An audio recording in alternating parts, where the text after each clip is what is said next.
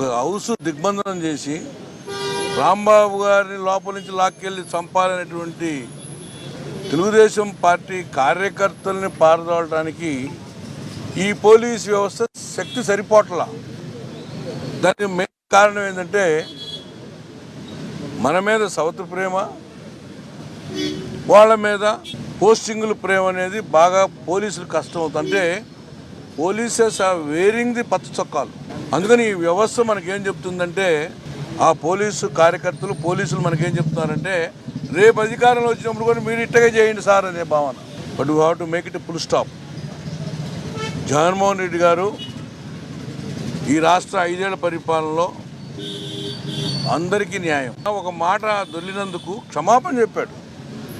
He has pacified and he has revoked that word. ఆయన వెనక్కి తీసుకున్నాడు ఆ మాటని. క్షమించే మనస్తత్వం ఉండాలి. సరే, ఓకే, పోలీసులు రక్షించేటువంటి రక్షక భటులు ఆ రకంగా ఉన్నారంటే చాలా బాధాకరం. డెఫినెట్గా దిస్ ఈజ్ ఇష్యూ. అది కూడా మాజీ మినిస్టర్. ఈరోజు తెలుగుదేశం పార్టీ ప్రభుత్వంలో ఉన్నటువంటి అధికారులు మనకి చాలా పెద్ద శిక్ష వేస్తున్నారు. ఈ శిక్షల నుంచి నేర్చుకుంటా ఉన్నాం. అందుకనే digital diary we're maintaining already. ఈరోజు ఈ వ్యవస్థలో ఎవరెవరు ఉన్నారో ఆ డిజిటల్ డైరీలు అన్నీ కూడా పొందుపరుస్తాం రాబోయే రోజుల్లో. ఎందుకంటే ప్రతీకార్యం చర్యలు తీసుకోవాలనేటువంటి భావంతో ప్రభుత్వం రావాలని మేము కోరుకోవట్లా. పేదవాడి ఆర్తనాదాలు, పేదవాడికి మంచి చేయాలనేటువంటి భావంతో ఈ పార్టీ నడుపుతున్నాం. కానీ మీరు లోకేష్ గారు పట్టుకున్నదే రెడ్ బుక్. ఆయన ప్రతీకార్యం తీర్చుకోవాలనేటువంటి భావంతో అధికారంలోకి వచ్చినట్టున్నారు. ఈ రాష్ట్రంలో అభివృద్ధి కోసం వచ్చినట్టు కనపట్ల. బీహార్ లాంటి రాష్ట్రాల్లో ఇలాంటి సంఘటనలు, రోడ్ల మీద కర్రలు, కత్తులు, రాడ్స్ అన్నీ పట్టుకుని తిరగడం, లేదంటే హిందీ సినిమాల్లో చూసేవాళ్ళం, ఒక జంగిల్ రాజ్యం, రోడ్ల మీద తుపాకులు పట్టు తిరుగుతారు, కర్రలు పట్టు తిరుగుతారు, కనబడిన వాళ్ళని కొడతారు, ఇళ్లలో చొరబడి దాడులు చేస్తారనేది ఎక్కడ చూసేవాళ్ళం. ఇప్పుడు స్వయంగా ఆంధ్రప్రదేశ్ రాష్ట్రంలో ముఖ్యమంత్రిగా చంద్రబాబు నాయుడు గారి పరిపాలనలో కళ్ళకు కట్టినట్టు చూపిస్తున్నారు. ఇదేం కొత్తగా అనిపించట్లేదు. ఎందుకంటే తండ్రి కొడుకులు ఇద్దరూ రెడ్ బుక్ పట్టుకుని తిరిగారు. ఆ లోకేష్ రెడ్ బుక్ పట్టుకుని ఎవరిని వదిలిపెట్టము, వైఎస్ఆర్ పార్టీ నాయకులందరినీ కేసులు పెడతాం, హింసిస్తాం, దాడులు చేస్తాం అన్నట్టుగా చెప్పాడు కదా ఆయన. ఇప్పుడు అదే కనపడుతుంది. ఇప్పుడు అంబటి రాంబాబు లాంటి సీనియర్ నాయకుడు, మాజీ మంత్రి, ఇంచుమించుగా 40 ఏళ్ల నుంచి రాజకీయాల్లో ఉన్నవాడిని పట్టుకుని వాళ్ళ ఇంటి మీద దాడి చేసి హత్యాయత్నానికి ప్రయత్నం చేశారు. మేము వదిలిపెట్టం, దేవుడు వచ్చినా వదిలిపెట్టమని సాక్షాత్తు అక్కడ నాయకులే చెప్తున్నారు. తెలుగుదేశం పార్టీ నాయకులు పచ్చి బూతులు మాట్లాడుతున్నారు. వాడు అంటే ఎటు నుంచి ఎటు తీసుకెళ్తున్నారు ఈ రాష్ట్రాన్ని? ఏం చేద్దాం అనుకుంటున్నారు? అంటే వైఎస్ఆర్ పార్టీలో ఉన్న వాళ్ళందరినీ చంపేస్తారా? ఈ రాష్ట్రంలో ఆటవిక రాజ్యం వెళుతుంది, ఆటవిక పరిపాలన కొనసాగుతుంది. చంద్రబాబు నాయుడు, లోకేష్ నియంతృత్వ పోకడలతో ఈరోజు వైఎస్ఆర్ కాంగ్రెస్ పార్టీ శ్రేణుల మీద దాడులు కొనసాగుతున్నాయి. ప్రజల ముందు దోషులుగా నిలబడాల్సినటువంటి పరిస్థితిలో డైవర్షన్ పాలిటిక్స్ ఒక పక్క ఆ ఫ్రస్ట్రేషన్తో ప్రశ్నించేవారు, మాట్లాడేవారు అందరి మీద దాడులు చేసి తీవ్రంగా అణిచివేయాలనేటువంటి ఒక దుర్మార్గమైనటువంటి కుట్ర పన్ని. అందులో భాగంగా ఈరోజు రాంబాబు మీద రాడ్లు, కర్రలతో మనం చూసాం. బూతు మాటలు, బూతు పంచాంగం అంతా మాట్లాడి మహిళలు కూడా విచక్షణ మరిచి ఈరోజు రాంబాబు గారి మీద అనరానటువంటి మాటలు మాట్లాడడం, బూతులతో రెచ్చిపోవడం. ఈరోజు అంబటి రాంబాబు గారి మీద జరిగినటువంటి దాడి సభ్య సమాజం తలదించుకునేటువంటి విధంగా మహనీయుడు బిఆర్ అంబేద్కర్ గారు రాసినటువంటి రాజ్యాంగం ఈ రాష్ట్రంలో అమలు కావటం లేదు. ఈ రాష్ట్రంలో ఆటవిక రాజ్యాంగం, నారావారి రెడ్ బుక్ రాజ్యాంగం అమలవుతుంది. అందులో భాగంగానే ఈరోజు అంబటి రాంబాబు గారి మీద హత్యాయత్నం జరిగింది. ఏ విధంగా చంద్రబాబు నాయుడు గారి కంటే తక్కువ వాళ్ళం మేము?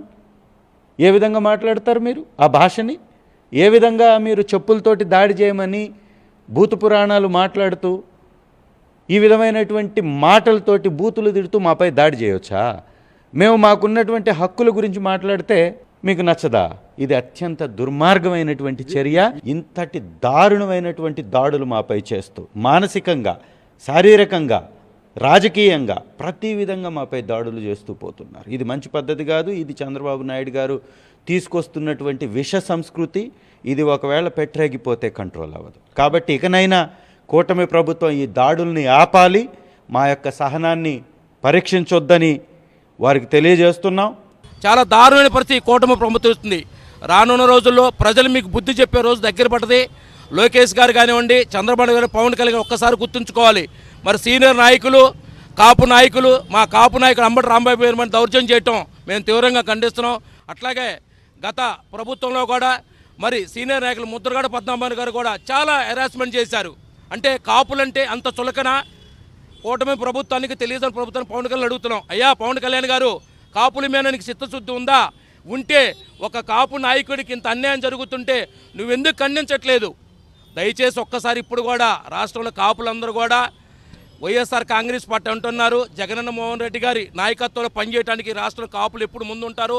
మా కాపుల మీద ఈ రాష్ట్రంలో బాగా దారుణం జరుగుతున్నాయి. తీవ్రంగా మా వైఎస్ఆర్ పార్టీ కలిసి పూర్తిగా ఖండిస్తున్నాం.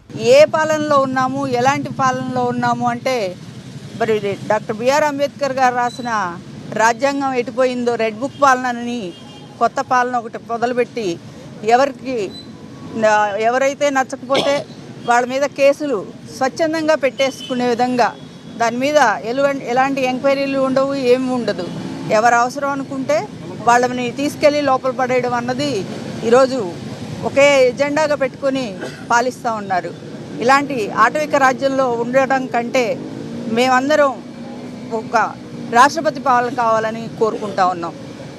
లేకుంటే ఇంకెంతమంది ఈ అఘాయిత్యాలకు, ఈ రెడ్ బుక్కు బలవుతారో చెప్పలేనటువంటి పరిస్థితులు. ఇప్పటికే అనేక మంది అమాయకుల్ని పోలీసులు మనకు అరెస్ట్ చేసి జైల్లో పెట్టినటువంటి సంఘటనలు మనం ఈ ప్రభుత్వం వచ్చినప్పటి నుండి చూస్తూ ఉన్నాం. ఈ విషయంలో మీరు మీ తీరు మార్చుకోకుంటే రేపు రాబోయేటువంటి ఎన్నికల్లో ప్రజాసునామీలో కొట్టుకుపోతారని చెప్పేసి నేను తెలియజేస్తూ, మరొకసారి మీరు మీ యొక్క పాలన గురించి పునరాలోచించుకోవాలని కూడా హెచ్చరిస్తూ ఉన్నాను.